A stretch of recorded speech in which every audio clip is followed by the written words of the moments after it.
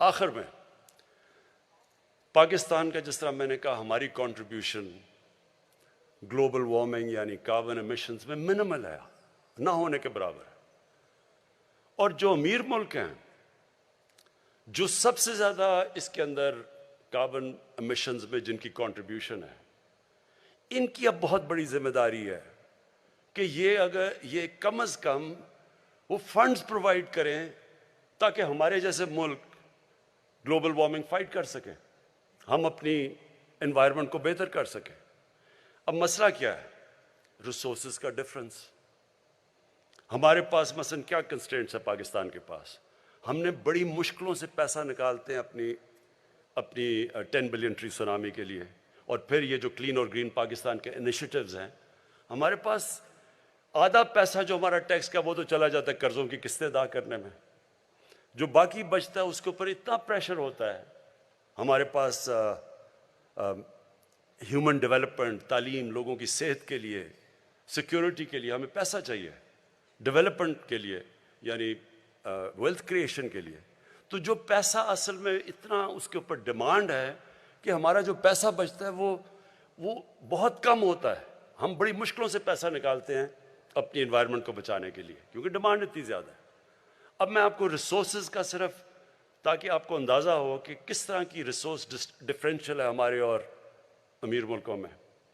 Corona کے اندر ہم نے سب سے زیادہ پاکستان کی تاریخ میں ریلیف دیا لوگوں کو، کیونکہ کرونا کے لاک ڈاؤن کی وجہ سے ساری چیزیں متاثر ہوئی، تو وہ ہم نے اپنی تاریخ میں سب سے زیادہ انسینٹیو دیا، اور وہ مر کے $8 بلین 8 ارب ڈالر تھا. امریکہ نے اپنے لوگوں کو ریلیف دینے کے لیے اب تک 4000 ارب ڈالر خرچ کر چکے. تو کدھر 22 کروڑ لوگوں کا 8 ارب ڈالر اور کدھر 33 کروڑ لوگوں کا 4000 ارب ڈالر. یہ جو ریسورس ڈفرینشیل ہے، یہ اس کی وجہ سے وہ ملک جو سب سے زیادہ پلوٹ بھی کرتے ہیں، جن کے پاس پیسہ بھی زیادہ ہے،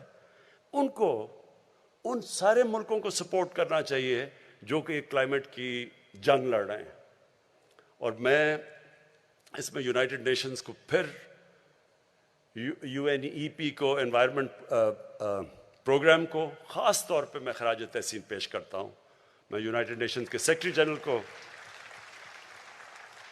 خراج تحسین پیش کرتا ہوں کہ وہ یہ بار بار یہ بات کہتے رہتے ہیں کہ امیر ملک اپنی ذمہ داری لیں، مدد کریں ان لوگوں کی جو سارے جنگ لڑ رہے ہیں انوائرمنٹ کی. مثلا بنگلہ دیش ہے، ان کا بڑا وہ بھی ان 10 ملکوں میں سب سے زیادہ متاثر ہے کلائمیٹ چینج کی وجہ سے، جس طرح پاکستان ہے.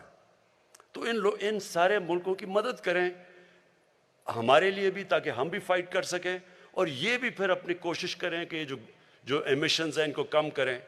اور یہ جس طرح ہم بھی اب اپنی ایمیشنز کے اوپر بھی ہم جو آگے فیصلہ ہم نے کیا کہ 2030 تک ہمارا جو ساری بجلی ہم بنائیں گے وہ 60% رینیوبلز سے بنے گی، اور ہماری انشاءاللہ 30% جو بھی ساری گاڑیاں ہوں گی وہ یعنی الیکٹرک بجلی سے چلیں گی.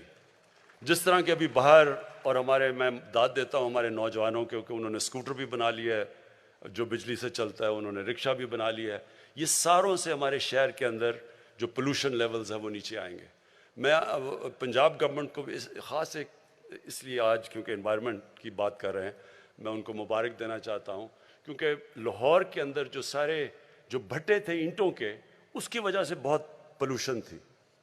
تو پنجاب گورنمنٹ نے 1 سال میں سارے جتنے بھٹے ہیں ان کو ایک نئی ٹیکنالوجی، زگ زیگ ٹیکنالوجی پہ لے آئے ہیں جو کہ یہ جو پلوٹ نہیں کرتے. تو یہ ہم سارا ملک کا، لوگوں کا اب دھیان ہی اس طرف جانا چاہیے کہ اس ملک میں درخت اگائیں، اس ملک میں اپنے دریا صاف کریں، اس ملک میں اپنے شہروں کے اندر درخت اگائیں تاکہ پولوشن لیولز کم آئیں، اس ملک میں ہم صفائی کریں، اور اس سب سے بڑی چیز یہ کہ ہم سارا ملک مل کے ایک ہی طرف چلے کہ ہمارا یوتھ، ہمارے بزرگ اپنے بچوں کے لیے سب یہ فیصلہ کر لیں کہ یہ جو اب ہے ڈیکیڈ، یہ جو یونائٹڈ نیشنز نے اناؤنس کیا ہے decade of ecosystem restoration, کہ ہم ایک دنیا فائٹ بیک کرے اپنا ایکو سسٹم کو ٹھیک ریسٹور کرنے کے لیے. بہت بہت شکریہ.